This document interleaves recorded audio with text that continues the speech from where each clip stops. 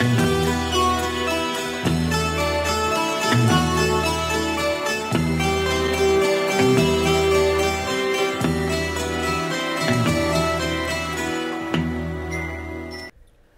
welcome back to this course on polymer chemistry. In today's lecture, we are going to discuss about amorphous and crystalline states of polymers, and with related to that, we will talk about the glass transition temperature and the melting point of polymers, and then we will talk about the relationship between chemical structures of polymer chain and how it is affects the values of glass transition temperature and melting point, and I will in brief discuss about the measurement techniques of TG and TM.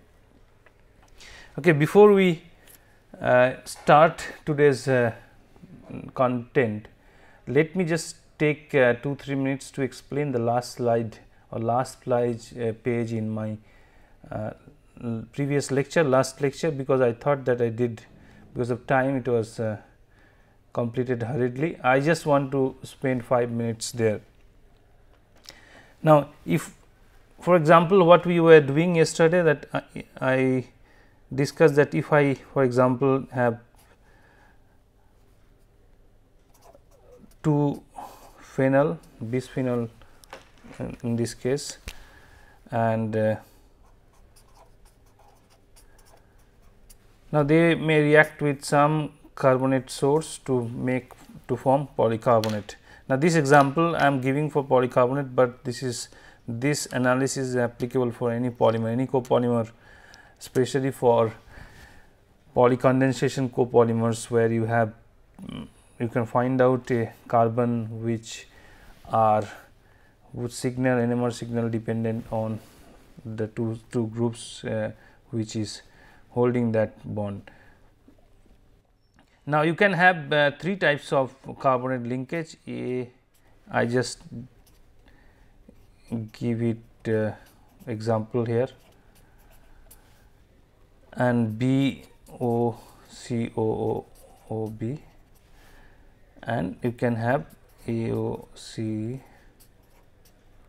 Now, this is similar to having B O C O O. Now, these two are similar. Now, in a copolymer chain, which will be favorable? Of course, that depends upon the reactivity of the monomers, in this case A and B, and obviously the feed monomer composition.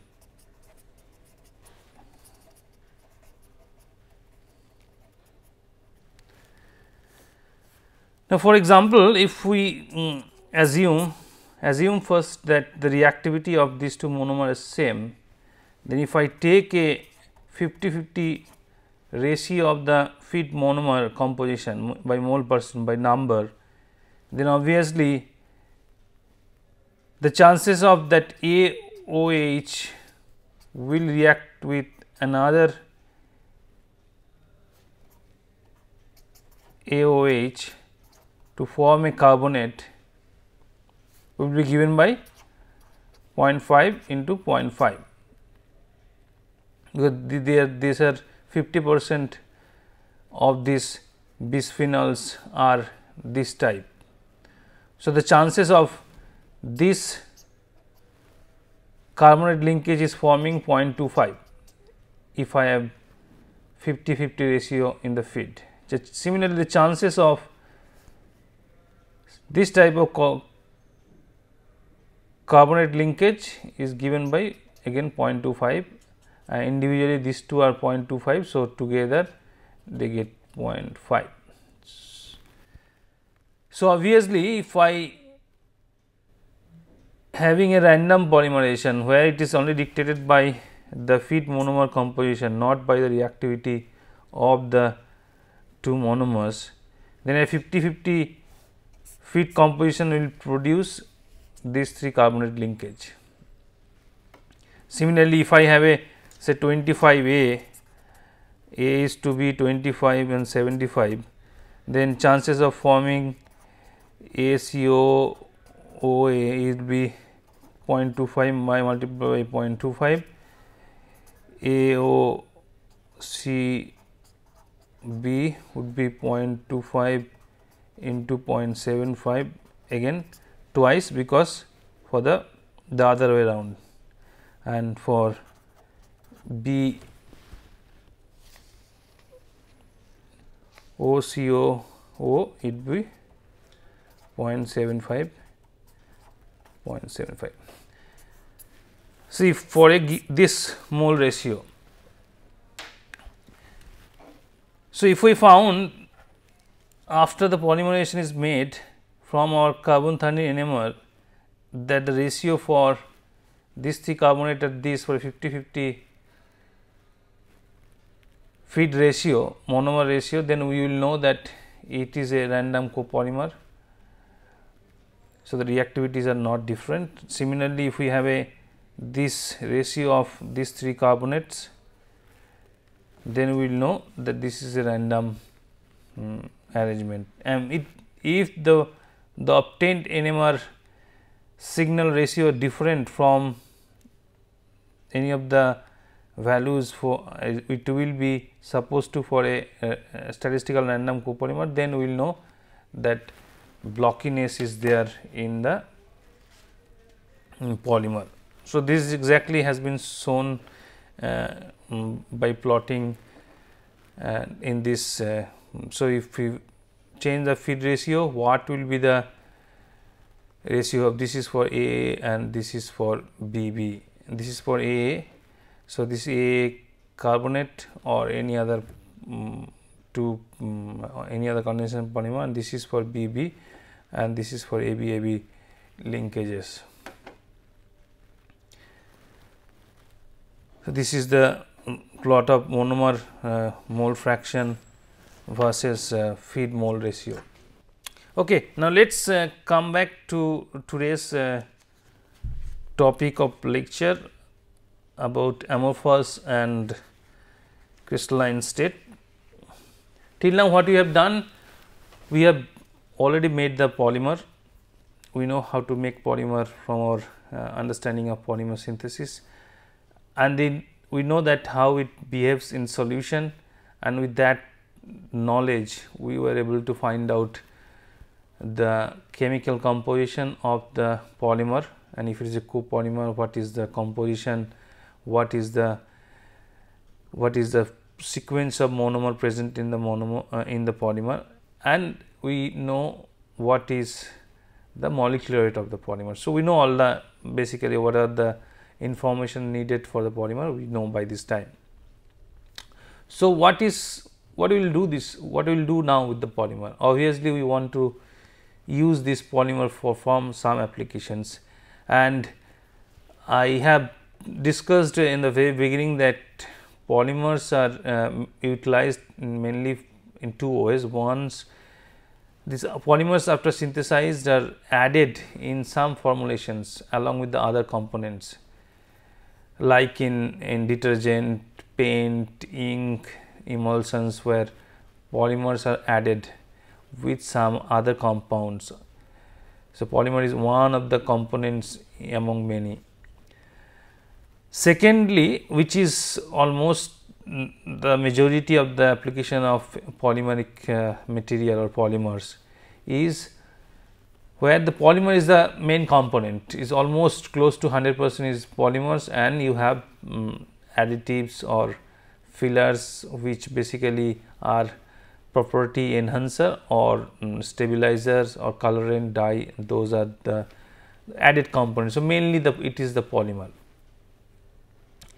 So, how do you make those polymers? Like if you want to make a CD or DVD out of a polymeric material, we have synthesized the polymer and characterized. Now, we have to give, or you have to make the polymer in a different shape, which is the shape of the final applications of that polymers.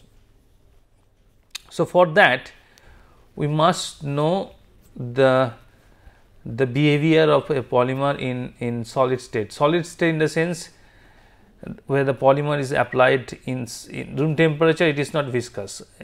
What it is not, as we will discuss, that solid state is may not be the thermodynamically correct terminology in case of polymer science.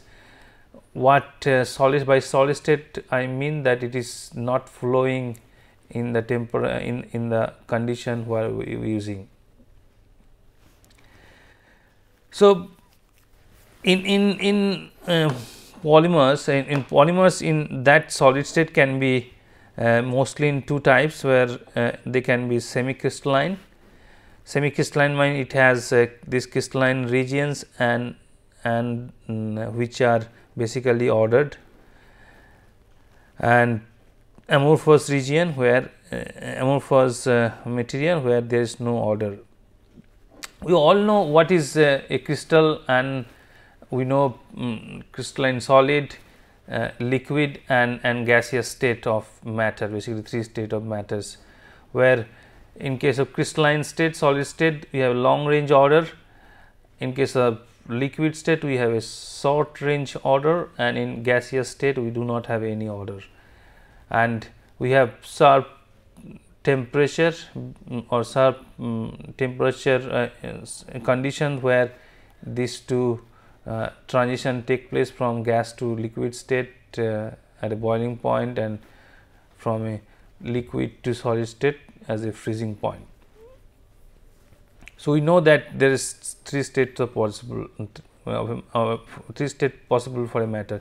In case of polymers, this solid state is not actually a proper in true sense solid state, because in most cases either it is fully amorphous, no long range order is present, and in second case there could be partly crystalline, partly there could be long range order exist, and partly there will be no order. So, it is a combination of amorphous and crystalline regions. So, we call this as a semi crystalline state. It is not practically possible to get purely 100% crystalline polymer because of their size, mainly because of size or large molecular weight. So, we mostly deal with semi crystalline polymer, which is basically partly crystalline, partly amorphous, and amorphous, which is 100% amorphous, 0% crystalline region. Now, what happened if we take say water and cool it down? Say for example, this case 1, if we take a water vapor and then the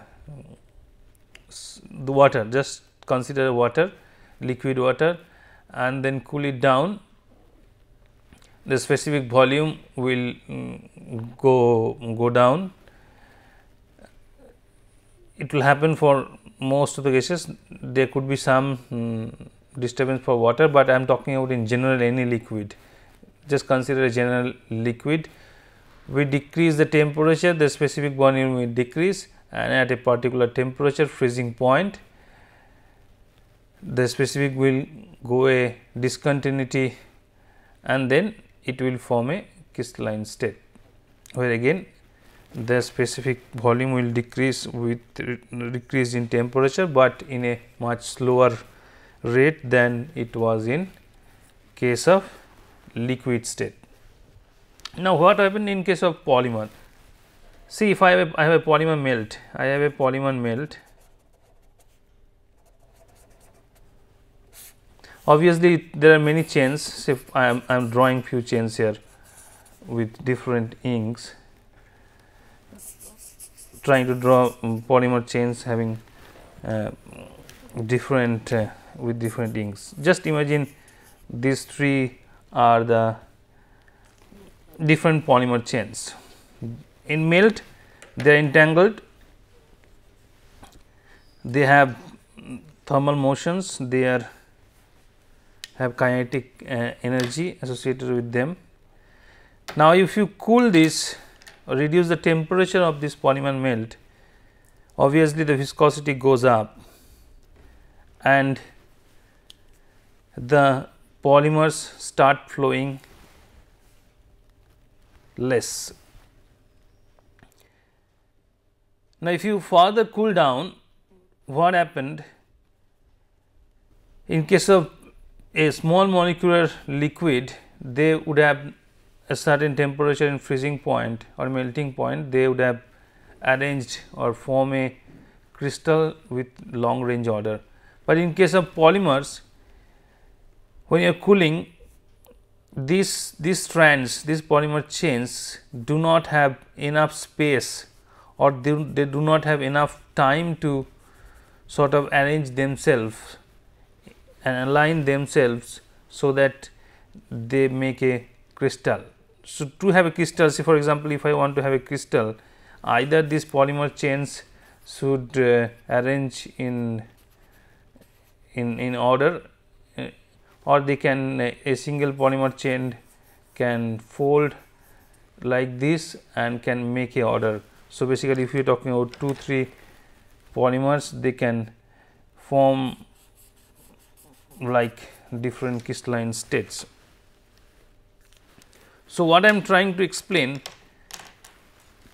that when you cool a polymer melt, it is not possible for the entire polymer mass to crystallize, mainly because of there is not enough space, or you are not giving enough time to the polymer chains to arrange or align themselves in a crystalline manner, or maybe the polymer chemical structures do not allow them to align in a regular manner. So, if it does not crystallize at melting point and you keep on decreasing the temperature, what will happen? The viscosity will further decrease, and one point of time the mobility, the thermal energy of this polymer chains will not be sufficient to have any mobility, any long range mobility of the polymer chain. So, the polymer chain will become like a glass. So, if you cool a polymer sample, they can crystallize partly in this temperature, or if they do not crystallize at all and you further reduce, then they can undergo, viscosity can go up and they become a rubbery material, and with further drop in temperature their mobility becomes effectively very low and they become a glassy state. So, this temperature where you have a conversion or transformation of a rubbery state, transition from a rubbery state to glassy state, this is not a particular temperature, but a particular range of temperature. This is called glass transition temperature, and the temperature at which the polymer melting happens, that is the melting temperature of a polymer. So, a polymer can have amorphous material. If now we are talking about heating, what happened in case of a polymer material? For amorphous polymer, if we heat from a lower temperature region, the volume expand at constant rate, and at glass transition temperature, rate of expansion increases abruptly, and as a result of this chain mobilities, a bunch of physical behavior or the mechanical property of the this polymeric material changes. It becomes hard materials to a hard glassy materials to a soft rubbery material, and if you continue heating, at some point of time this rubbery material become like a viscous liquid. Similarly, if you take a semi crystalline polymer and heat it, after the Tg, the change in the polymer behavior is less compared to a pure amorphous, because here part of the polymer material is amorphous, part is crystalline. So, changes at Tg are less drastic, since the changes are restricted to amorphous regions only, where the crystalline regions are unaffected. So, between Tg and Tm, the semicrystalline polymer is composed of rigid crystallites, like these crystallites, which are dispersed in the rubbery amorphous matrix, and at Tm where the crystallites melts, which leads to a viscous state. So, if I want to define a glass transition temperature, that it is the temperature at which the glassy state changes to rubbery state.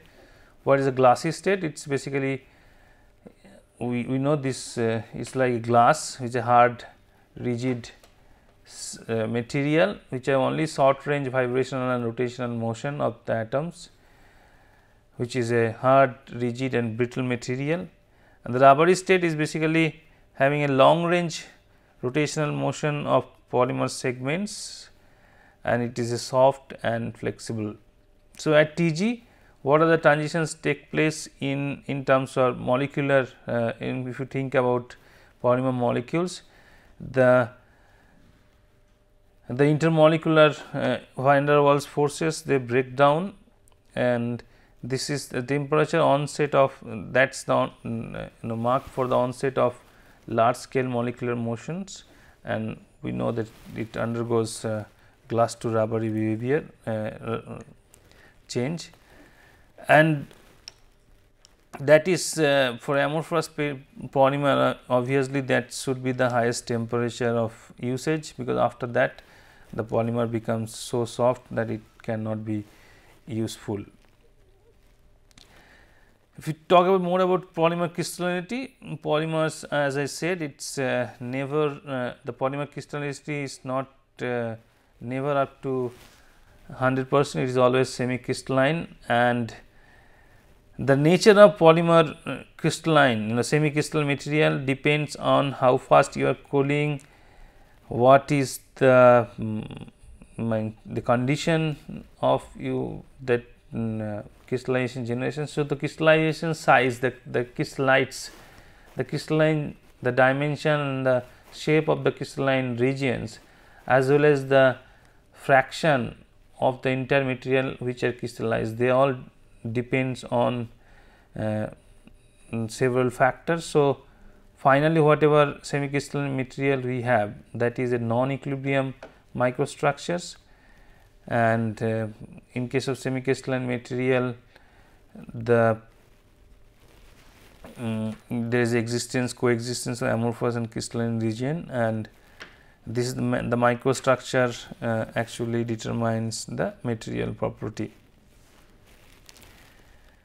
How do you induce crystallinity in a material? We obviously can do it by cooling the molten polymer.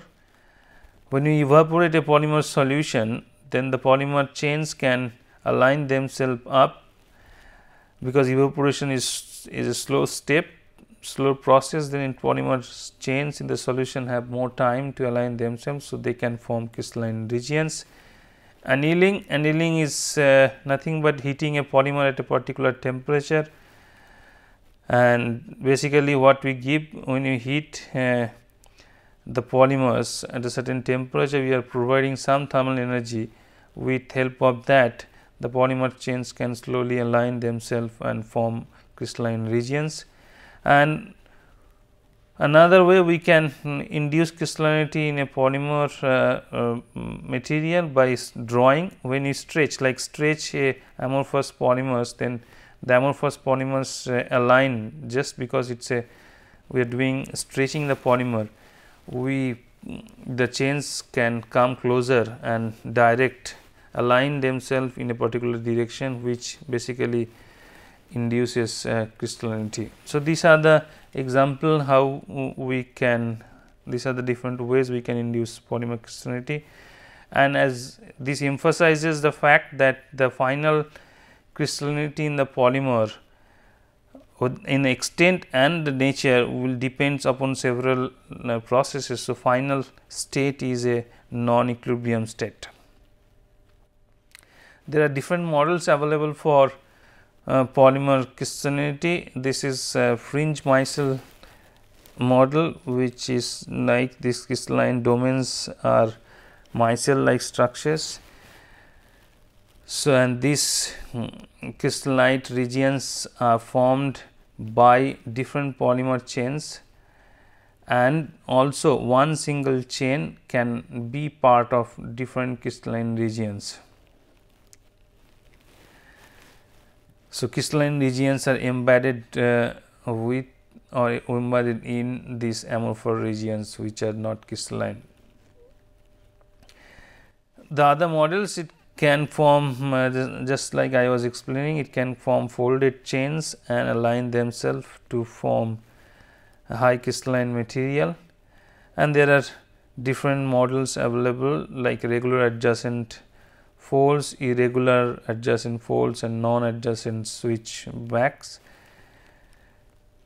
Another model of polymer crystallines is spherulite, where this polymer crystallites are arranged in this manner.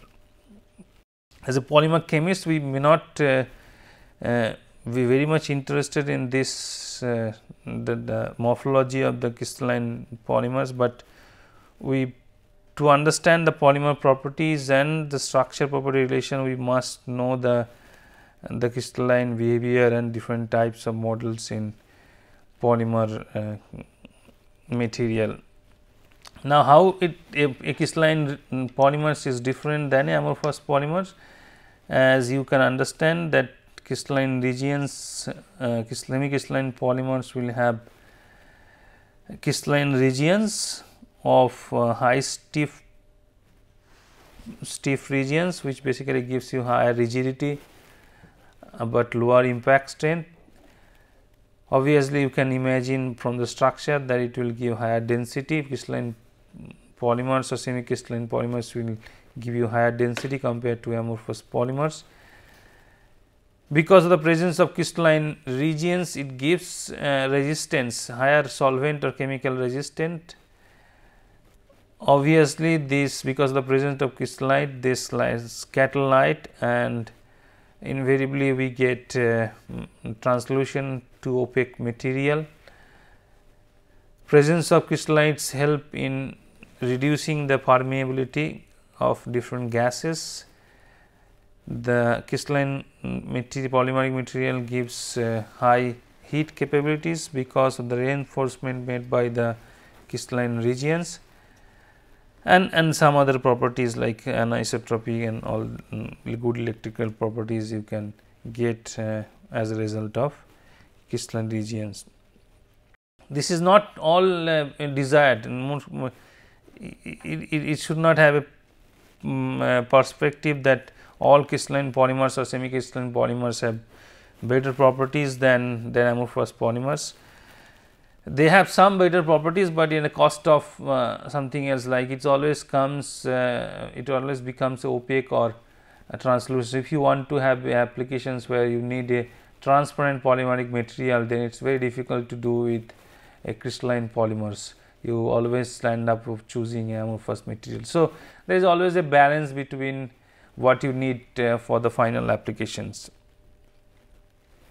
Now, let us talk about the thermodynamics of this glass transition temperature and the melting point in brief.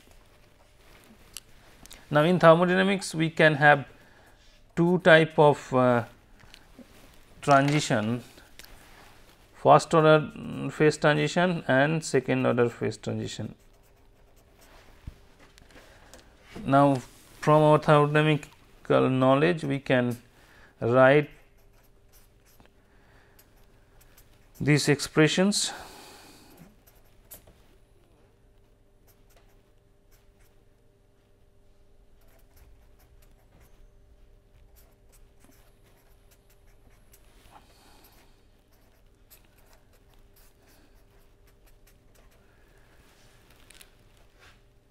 Now, in first order transitions,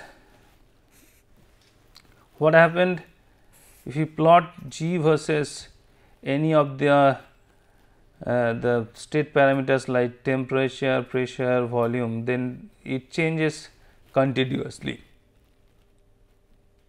There is a continuous change of free energy with the state parameters like pressure, temperature, volume. Whereas, if we plot any of the first derivative of the Gibbs free energy function like V or H or S with any of these parameter, then we get a discontinuity in this plot. So, basically first order transitions gives continuity in G versus TPV plot, whereas the first derivative of G is discontinuous when we plot against these state parameters. Whereas, in second order transition, in case of second order transition, both of these are continuous functions, but the second derivative of the Gibbs free energy function G is varies with these parameters discontinuously. For example, if I consider H and then plot H versus say T, we will have a discontinuity in this variation of H with temperature. So, basically what does it mean? That the first order transitions, which in case of first order transitions like melting, where G is a linear function of, it basically varies with temperature, pressure and volume continuously, and the first derivative will vary discontinuously, whereas in case of second order transition, the second derivative of the Gibbs free energy function varies discontinuity. So, if we just look at this curve one more time, the melting is a first order transition where G varies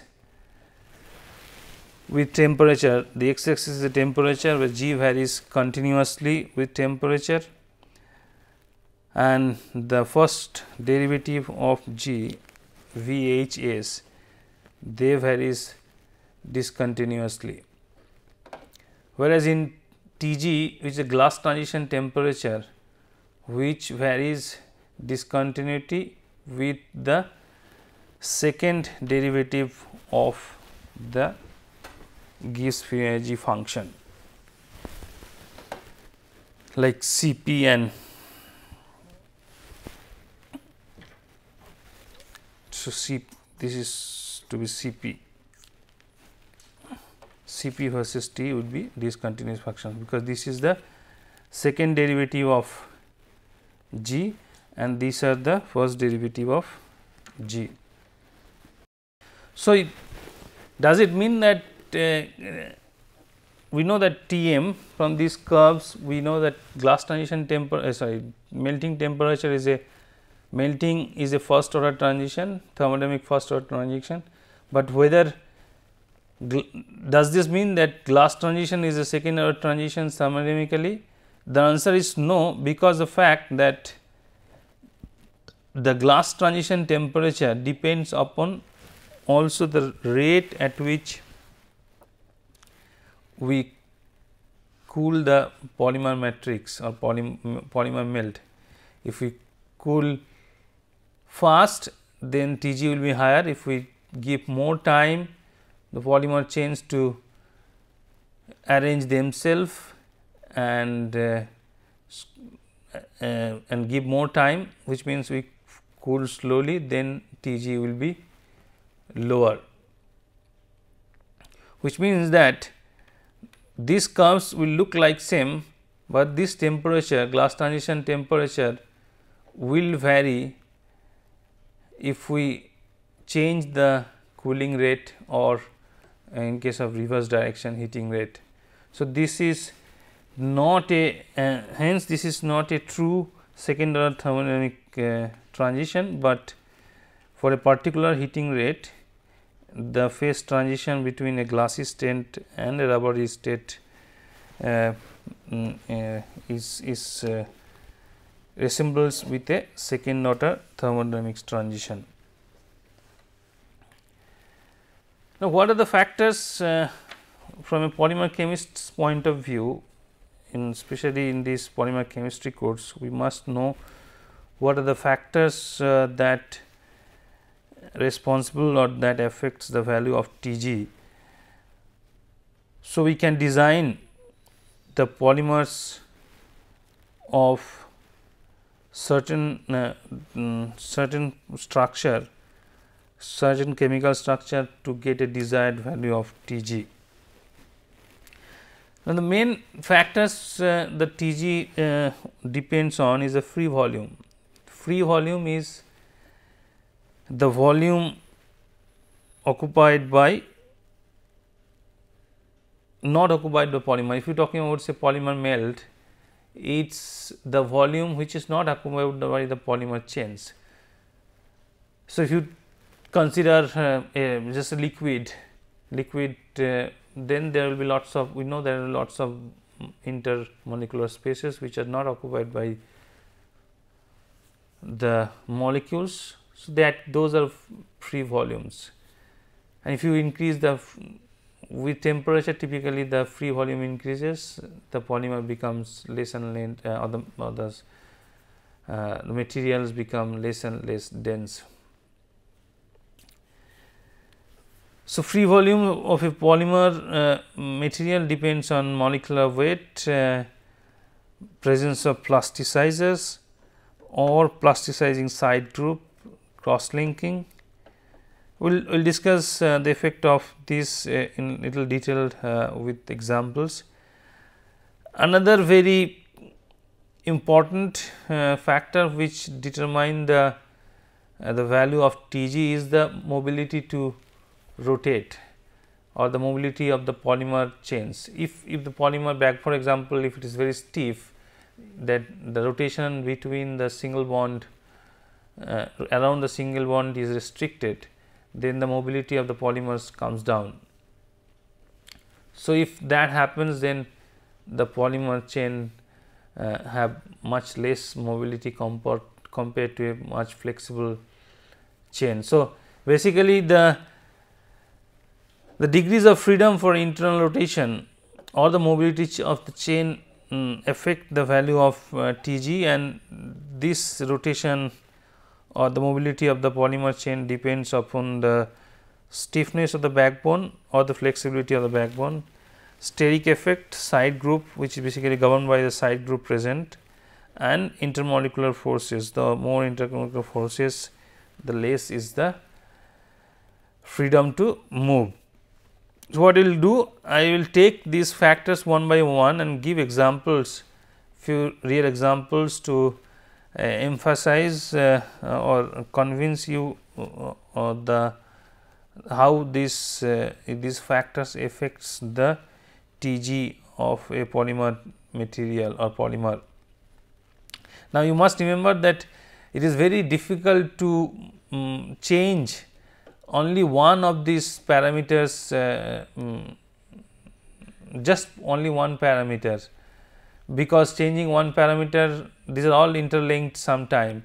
So, they may changing one parameter may also change or affect the other parameters. So, it is very difficult always to attribute one change in the value of glass transition temperature Tg for a particular region, but at least we can estimate, we can find out a direction that if we do certain changes in a chemical structure of the polymers, what the expected change in the glass transition should be. So, let us first talk about the chain backbone stiffness.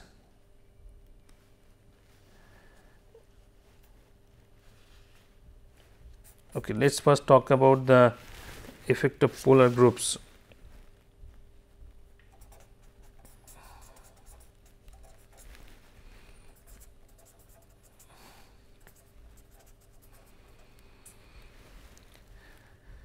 Consider this polyisoprene and polychloroprene, cis-chloropene and cis-isoprene. This has a Tg minus 73 degree centigrade and this is minus 20 degree centigrade. Compare another set of polymer, polystyrene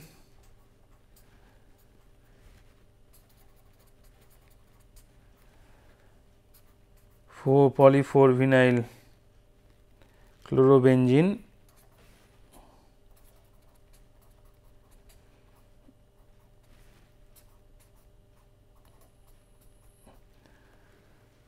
for poly,4-vinyl pyridine. The values for the Tg are given by 100 degree centigrade, 110 and 142. This is one set, this is second set. Let us compare another set, polypropylene and polyvinyl chloride. This is around 10 degree, this is around 87 degree. So, for example, here the effect of this chlorine and methyl group on the rotation, basically the steric effect caused by these two are almost similar. So, any change in this Tg values are because of the most likely because of the interaction between the intermolecular forces between the two chains. This is having more dipole, more polar, the intermolecular forces between the polyvinyl chloride chains are much higher compared to polypropylene chains. So, the Tg goes up. Similarly, if you look at the other set of examples, the more is the polarity of these bonds, the more is the intermolecular forces between the polymer chains, which causes in effect more stiffness in the chains, which makes the Tg, or which decreases the polymer mobility and which makes the Tg higher. Same here, the more polar, the more intermolecular forces and more higher Tg. So, which means if we increases the polarity of the bonds, more will be the intermolecular attraction, Tg will go up. Let us talk about effect of backbone stiffness, backbone of the polymer chain. Let us compare example of polydimethyl siloxane, PDMS. This is having Tg of minus 120, polyethylene minus 80, and say it is a much rigid backbone polypropylene oxide PPO 200 degree centigrade. Let us compare another set for polyamides, same class of polymers, polyamide nylon 3,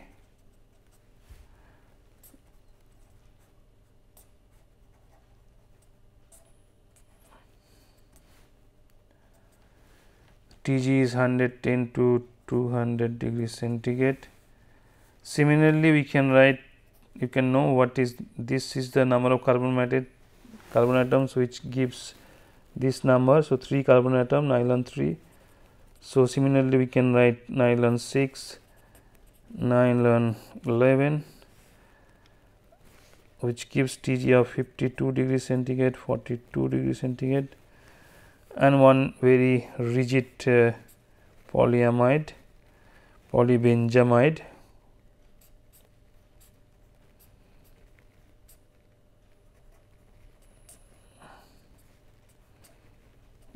Tg is 500 degree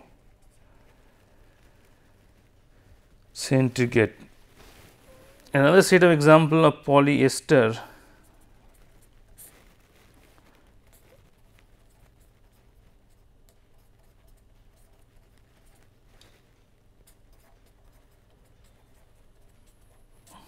the Tg is minus 63 degree, whereas if I replace this with a rigid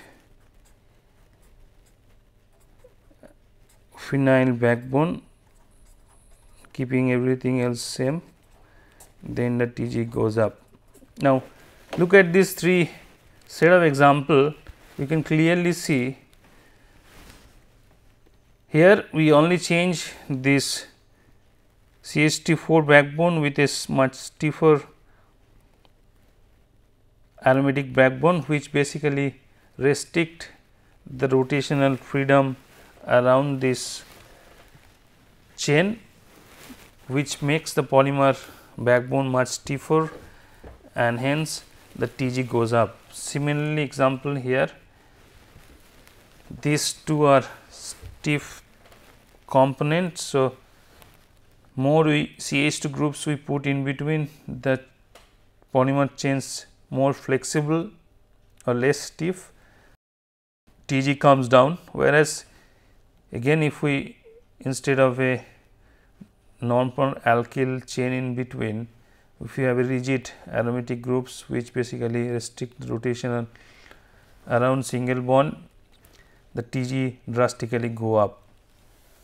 Similarly, silicon oxygen bond is very flexible bond. So, Tg is very low, minus 120. There is no side groups presence, which basically does not restrict at all the rotation around the single bond. That makes this polyethylene chains very flexible, and Tg is minus 80. Whereas, putting rigid group in the backbone makes the polymer very stiff, which gives the Tg very high. So, basically again if the backbone of the polymer chain increases, the stiffness of the backbone of the polymer chain increases, or the Tg goes up, or the flexibility increases, the Tg comes down. Let us now discuss the effect of steric effect, basically steric effect, or let me write steric effect of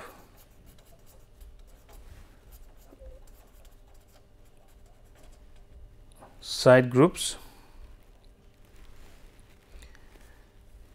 So, if you just compare a simple example, polyethylene CH2CH CH3, polypropylene, polystyrene,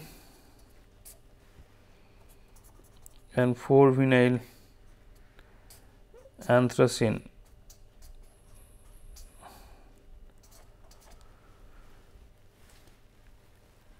Obviously, if you look at these structures, the rotation, because of the substituent present, the bulky substituent present as in each carbon atom, the rotation becomes more and more restricted with the increase in the size of this substituent. Now, you can always argue that with the increase in the size, most likely the van der Waals interaction between the chains also increases, which causes increase in intermolecular forces. Yeah, that's maybe also true. So, that may contribute in some extent of this cause of increasing Tg with more bulky group, but most likely the increase in Tg with increase in size of the side groups is mainly because of the restriction of the rotation.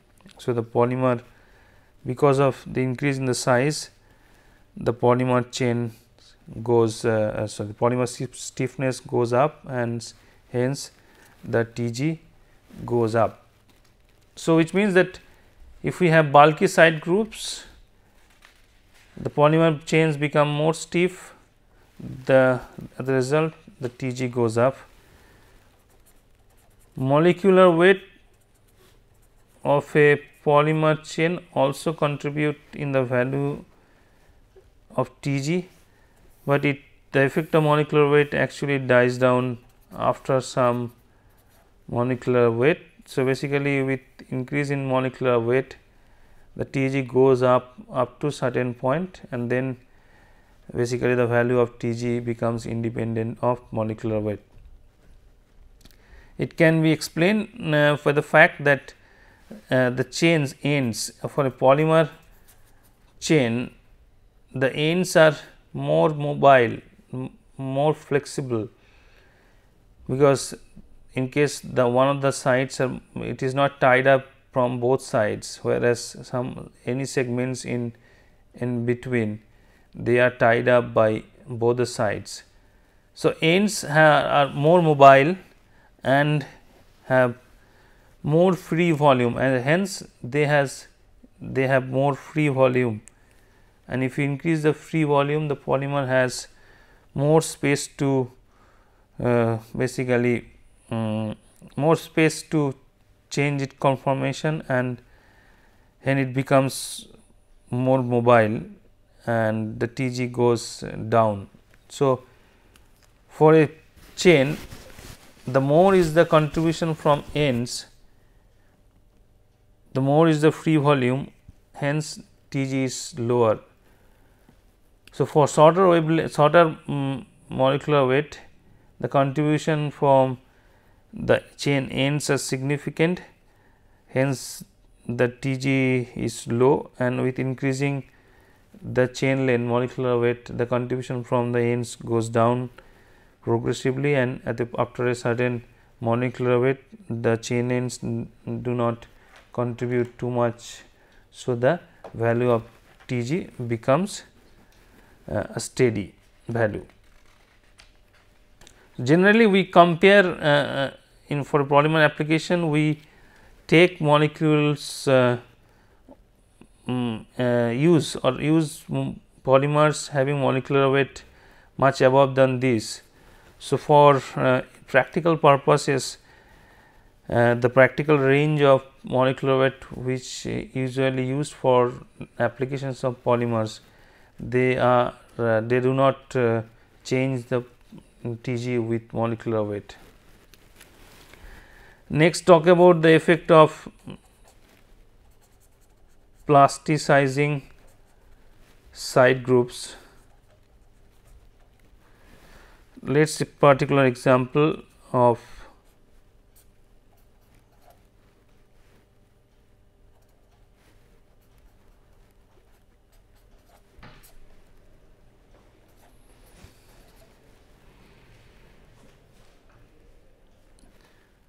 so methacrylates. Let us talk about example of methacrylates.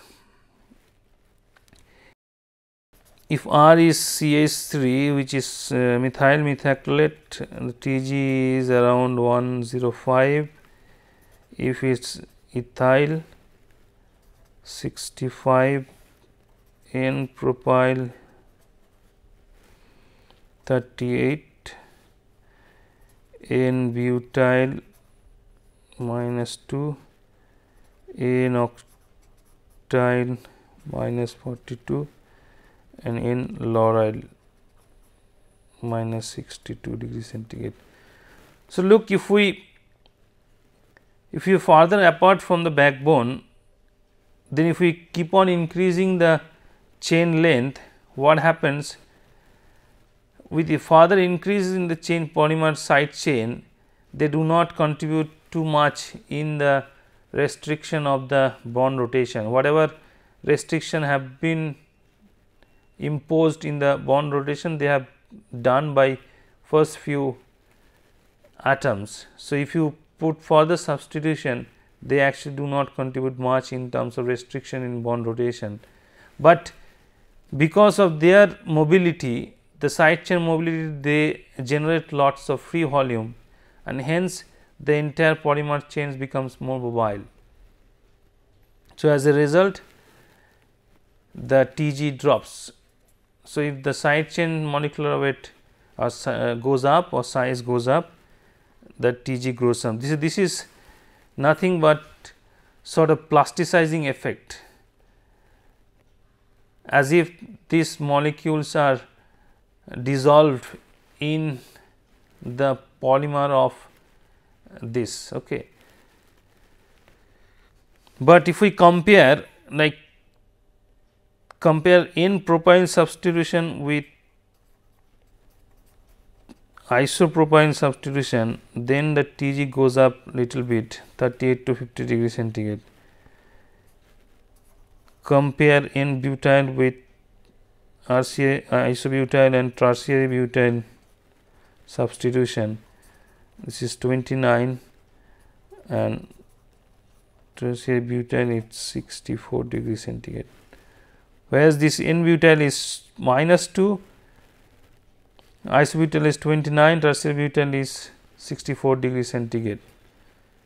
So, look here, because now this, when you have this isobutyl and tertiary butyl group, they are becoming bulky in this way, and whereas N propyl groups, they are becoming bulky or increasing size. So, the free volume, because of this long chain, is much more compared to the free volume produced by a bulky groups having a spherical type shape or coil type shape. So, they gives actually less free volume to the polymer chain, and also they may contribute little bit about the restriction in the chain rotation. So, they actually increase in the polymer increase in the restriction. So, next talk about the plasticizer. Plasticizers are nothing but small molecules which basically dissolve in the polymer matrices, and like the solvent or some added molecules, if some residual solvents is present in the polymer matrix, then what happened, because of these solvent molecules or small molecules, the free volume goes up, and hence the polymer mobility goes up, and then TG also goes down. So, presence of plasticizer makes the polymer TG comes down. There are few other factors which affect TG, which does not have any generalization. I just quickly go through that.